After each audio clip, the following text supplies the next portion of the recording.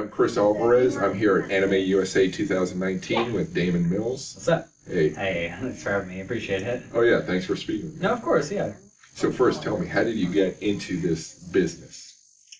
Well, it's a trap. No, I'm just kidding. So I started when I was in high school, just kind of growing interested in acting and exploring that interest. And, I started doing research on things. I was really interested in voice acting, and I was a fan of anime and stuff like that. I was like, this seems like a fun thing to do. But I was really introverted as a high schooler, so I progressively just kept practicing and learning more about the industry. And eventually I got demo reels made, and I started auditioning for indie projects. And then I wanted to do, more things. I moved around a lot. I started working in New York a little bit on anime. I worked on Pokemon for a little bit, and some other anime titles up there. And then I moved to Dallas about 3.5 years ago. And then I work with Funimation a lot. I also work in Los Angeles. So you said you were introverted, but does that also mean were you shy? I was very shy. I used to be I used to be a lot heavier than I am now, and I used to be just really, I wasn't very good with social interactions, so I was like, acting, that's a weird thing for somebody so introverted to get into. Right. But I feel like it's kind of helped me in a way to open up and become more confident. And, I worked on myself like yeah. So at what point do you feel like you had really made it, that you had become a voice actor? Well, when you start getting paid for it, I suppose. Because, when I first started out, I was, doing very small projects that didn't have budget, or, it was just for resume fodder. And they, it just gradually kind of built up from there. And when I started working in, anime and games and stuff like that, that's why I started, okay, this is something I can do and, make my living off of. And I just gradually kept getting hired. Especially when I moved to Dallas, the first thing I booked was One Piece Film Gold when I moved there, which was really cool. I was like, oh wow, okay, cool. I'd been there maybe a couple of weeks, I don't know. I lucked out on that one. And then I just do this full time. I don't have a day job. Okay, that's good. So once you started getting paid, did that alter maybe the way you approached doing voice acting? Did it? I mean, I don't do it for the money, it's more about, the project and the creativity behind it. Yes, it's good to be able to make a living off of it, but, I definitely do more. I don't know, I don't really know, when I felt like I was a voice actor, because I've never felt like I wasn't, I suppose. I think just, when I stopped the primary practicing training phase and started working professionally is when I was like, okay, this is that kind of kicks in. Yeah. So what would you say are your strengths as a voice actor? What do you find that you do best? I have a much wider vocal range than a lot of people in the industry, I've been told. Okay. Because, some people will have niches with their voices, or they'll book certain things. That's kind of what they're good for. I mean, there's people that are very versatile. I kind of play characters all the way across the board. I play protagonists, I play villains, I play old men, I play, I'll go from really high voices to playing something that's really low and big and things like that. Because I played Douglas Bullitt in the new One Piece movie, Stampede, and he's like a truck of a man. But then I'll play these cute little anime boys as well. So it's kind of I don't really do anything. I'm not pigeonholed, I suppose. So I think that is definitely a strength for booking and being able to not be stuck.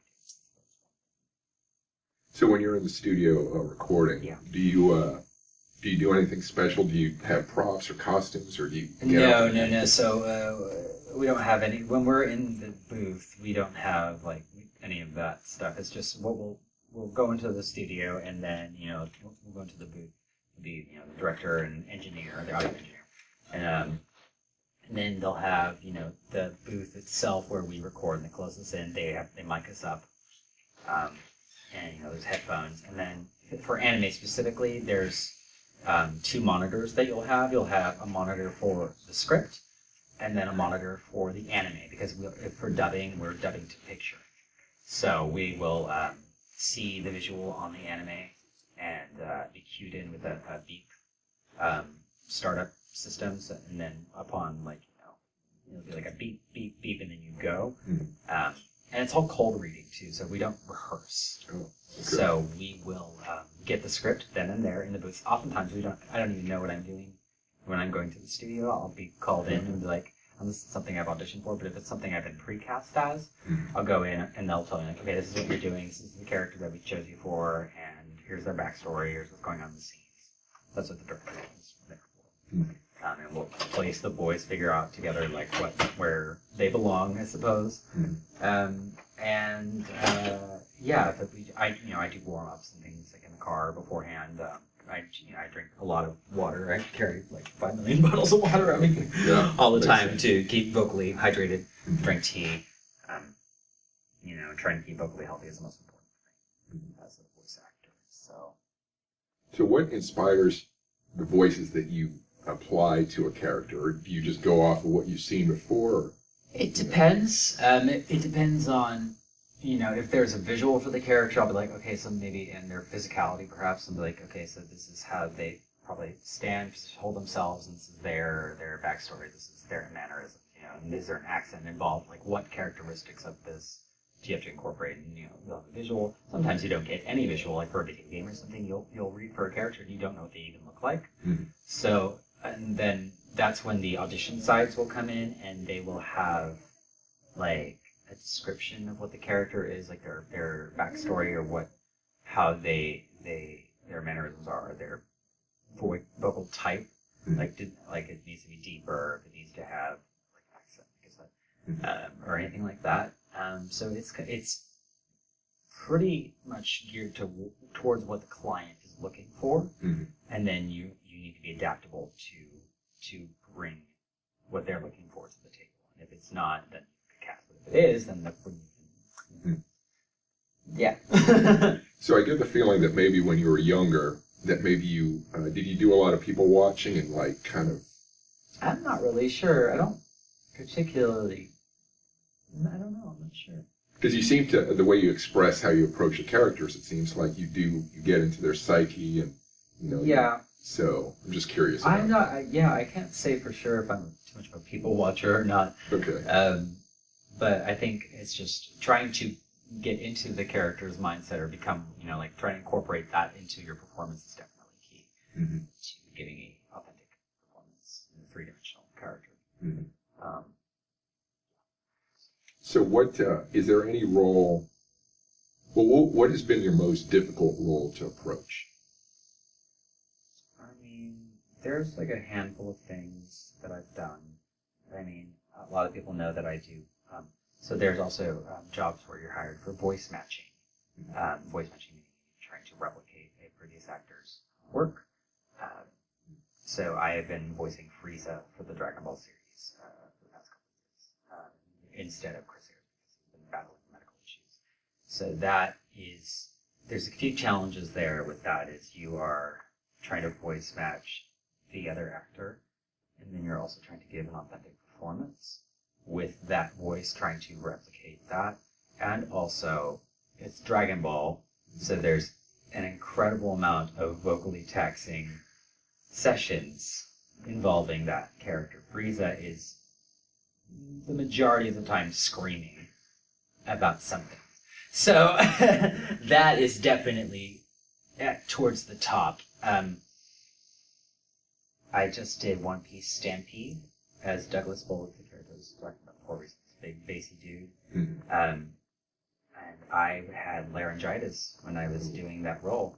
And that was difficult to kind of do, because it's like trying to do voice acting while you're sick in any capacity is hard, but if it's something specifically to your voice, you should not be recording, but that's how it had to happen, I suppose. It's things like that. It'll be or emotional I played a character, Shin Wolford, in Wise Man's Grandchild, and I had not played. I played protagonist, but this was a protagonist in like an isekai anime that I haven't really played before. So he was very like, you know, a spry, chipper young boy, and I don't really play those that often, so it was kind of challenging for me. And then anything with singing is kind of hard because I'm not too much of a practice singer, but I got cast in a role that was singing. There was a learning curve there for Salazar. Lots of things. There's always challenges. All right. So what role have you not done yet that you really like to do? I mean, not so much like, I can't think of like a character, but I suppose like franchises. There's all kinds of like series that I would love to be a part of. Like I'd love to be in Final Fantasy or Kingdom Hearts or you know, Nintendo games or Fire Emblem, things like that. You know, I'd love to kind of dip my toes in that area a little bit more. Or, you know, doing some more Western animation work. Not so much dubbing as other types of voice acting. So I've done Ruby, which is what it's called is prelay animation, is where they will animate to your performance rather than your dubbing. So you'll give the performance lay that down, and the animators will take that and use it to bring the character to life. It's interesting. So that's how cartoons in America are typically made, or video game, or things like that are made here. Versus anime, whereas it's already something that's been made, so we are dubbing and replacing the audio to the mouth flaps that are provided. So it's there. Well, it's good to have that material available to you. It does constrain things in a way. You are contained to the mouth movements, and you don't have a ton of creative freedom in that regard. And you know, there's challenges of like timing or scripts where you'll have to rewrite. The director rather will have to rewrite dialogue if it's not quite fitting, and you'll have to come back in again and try it again with a different pacing or pauses or a script that'll better fit the timing or flaps. We call them flaps, the mouth movements. I get it, yeah. But yeah, there's a ton of different things I'd love to tackle. So do you want to briefly talk, you mentioned the writing before, do you want to talk about that? I mean, because I'm not an adaptive writer. I do like time coding, ADR prep work for the writer. The writers will take the translation from like Japanese translations for anime or whatnot, and adapt it to fit the flaps, and also to have more local colloquialisms that'll it'll make more sense for an English-speaking audience. So you try to take the truest form of that and shift it over to something that will be translated. But yeah, there's a lot of that needed for anime dubs. Is there any interesting example as far as switching the actual words to something that would make more sense to English speakers? I can't think of any examples. I mean, we try to remain as faithful as possible to the Japanese, so we'll try to just adjust accordingly to just kind of keep the same idea and just try to either like shorten it or keep it just in phrasing comparable to what was there before. That years ago, I feel like they had more liberties available to them to dub things. So the original like Dragonball Z had a lot of more Western, early 2000s kind of jokes in it and things like that are not quite what we do now. I suppose we don't really have a ton of creative freedom in that regard, so we kind of have to stick to the script. So where can people find you on the web? Do you have social media or anything? Yeah, so I have Twitter and an Instagram at Daman Mills, DamanMills. I have a Facebook fan page as well, Daman Mills Voice Actor. And I think that's it. I don't have TikTok or anything like that. I don't do the TikTok. yeah, TikTok, yeah. Yeah, I think that's it. Okay.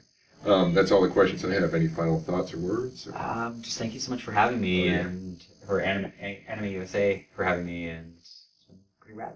Cool. Thank you. Appreciate it. Thank you. Appreciate it. Yeah. Thanks. Thanks for watching. You can find more interesting information like this on CrisAlvarez.com or FullContactNerd.com. You can also find the podcast on your favorite podcast feed under the title Full Contact Nerd. That includes Apple Podcasts, Stitcher, and Spotify. Please remember to rate this podcast. It really helps. We're on Instagram at Cris Alvarez Sci-Fi, on YouTube under Cris Alvarez, on Facebook under Cris Alvarez Full Contact Nerd, and on Twitter at Cris Alvarez Full Contact Nerd. Don't forget to sign up for my weekly newsletter where I recommend newly published books. The subscription box is on my webpage. Thanks for listening, and keep imagining the past, the present, and the future.